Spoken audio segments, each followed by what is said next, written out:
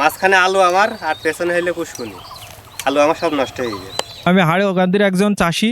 আমার 5 বিঘা ধান আছে এবং হচ্ছে যে এই ইয়ের আগেলে আমার 5 বিঘা ভুট্টা আছে।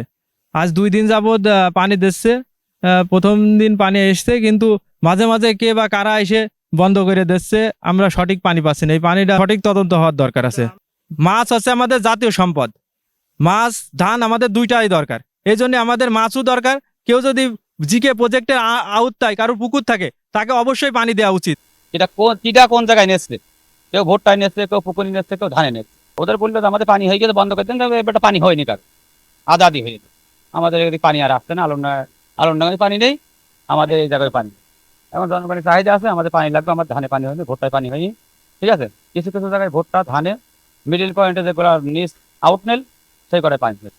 এখানে আমার ভুট্টা আছে, আলু আছে, এর ভিতর পানি ঢুকে পড়ছে। এই পানিটা আছে কেনালের পানি। ভুট্টার পানি হলে পরে ভুট্টা হয় নাকি? ভুট্টা নষ্ট হয়ে যাবে, তো লাল হয়ে যাবে। পানিটা নিয়ম ড্রেন করে পানিটা নিয়ম। এটা ধরেন এক ঢালা চলে, এখানে কোনো ড্রেনের সিস্টেম এখানে নেই। এখানে পানি যাচ্ছে আপনার হচ্ছে ধানে যাচ্ছে এবং ইন্টু পুকুরে যাচ্ছে। এখন দাবিটাকে পানিটা নিয়ে ভালো করে পানিটা সুন্দর করে নিয়ে, এভাবে পানি তো অবৈধভাবে নেওয়া যায় না। পানি নিয়ে পানি নেওয়ার সিস্টেম আছে, অন্য ক্ষতি করে পানি নেওয়া যায় না।